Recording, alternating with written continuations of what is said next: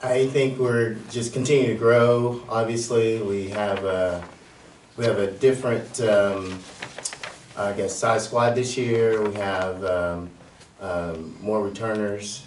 So yeah, we're just growing.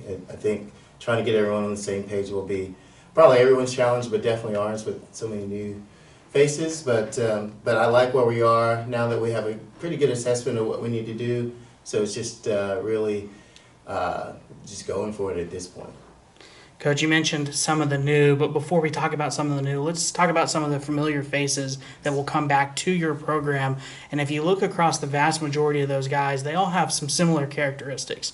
High character, high academic, high energy guys.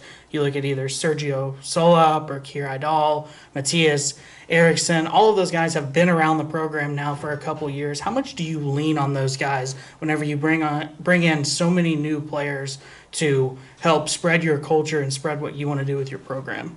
They're going to be a major part of it. Obviously, there's a reason why they're still here and what they have to offer. Like you said, the character and energy and just they're compelled to do the right things and compete at a high level. So they're great models for all the guys, and they're going to lean on those guys to provide guidance and not just so much like on the field, but off the field. You know, again, the program isn't just the soccer piece, but it's also the academic piece, the service piece, and then the character piece as well. So providing models in all those areas is very difficult, and so having the right people and not just players is critical.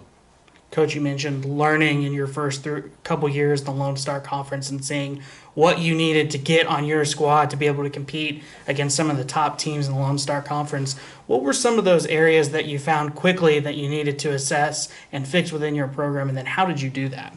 Well, I think one of the biggest challenges is the guys who are older that we were playing against. So we traditionally could bring in freshmen and really compete. And develop those guys along the way.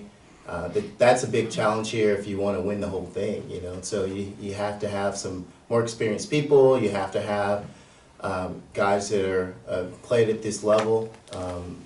And it just takes some time really to get to that point if they're not used to it. So, trying to navigate the youth and at the same time trying to navigate being successful, that's a challenge, and so in maintaining that is another good challenge. Just the Lone Star Conference, it's tough. So we're very blessed to be in this conference, but at the same time, you have to be methodical on how you're approaching to win.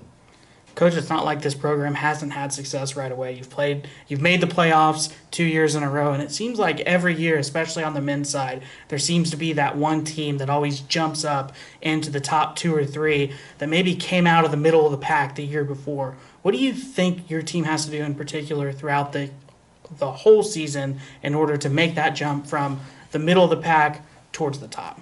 Well, looking at the guys right now, it's just like I was saying earlier, just getting everyone on the same page. I think individually the qualities are there, and now it's just about consistency at this point. This training, really a training at this point. We need a few more weeks, to be honest with you.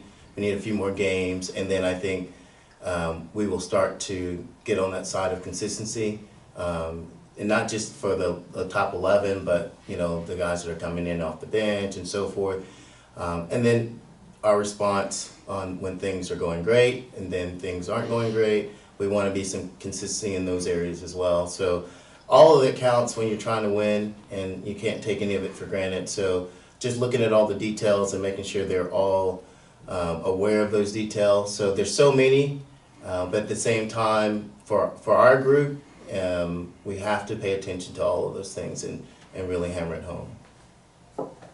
Coach, you were 6-1 at home last year, and then this season you've got 11 home games scheduled on, out of the 17. What is it about Citizens First Bank Perkins Soccer Complex that you just love playing at? You love having your guys at? I mean, you got a stretch of 4 straight home games there right at the beginning of the season, right before conference starts. What is it about your home turf that you just love playing at?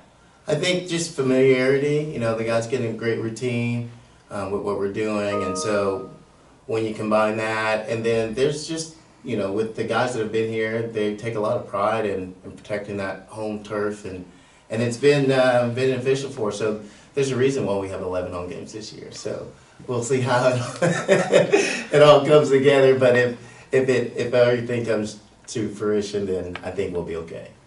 Coach, appreciate your time. Patriots kickoff Thursday night at 7:30 against Texas A&M. Texarkana right here at home. Appreciate your time. Good luck this season. Looking forward Thank to you it. very much. My pleasure.